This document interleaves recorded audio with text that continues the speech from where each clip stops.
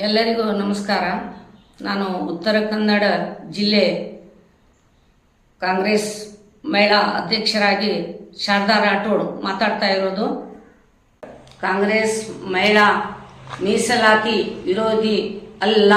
BJP ರಾಜಕೀಯ ಮಾಡಲು ಮಹಿಳಾ ಮೀಸಲಾತಿ ಮತ್ತು ಲಿಮಿಟೇಷನ್ ಒಟ್ಟಾಗಿ ಸಂವಿಧಾನದ ತಿದ್ದುಪಡಿ ಮಾಡಲು ಮುಂದಾಗಿದ್ದೇಕೆ ಬಿಲ್ ಫೇಲ್ ಆಯಿತು ಎಂದು ಹೇಳಲು ಬಯಸುತ್ತೇನೆ.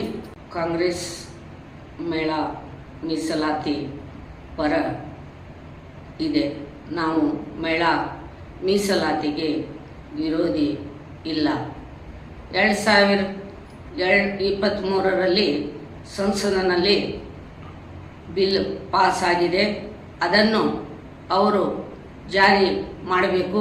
ಮುಂದಿನ ಚುನಾವಣೆಗೆ ಮೀಸಲಾತಿ ಜಾರಿ ಮಾಡಲಿ ಎಂದು ನಾನು ಒತ್ತಾಯಿಸುತ್ತೇನೆ.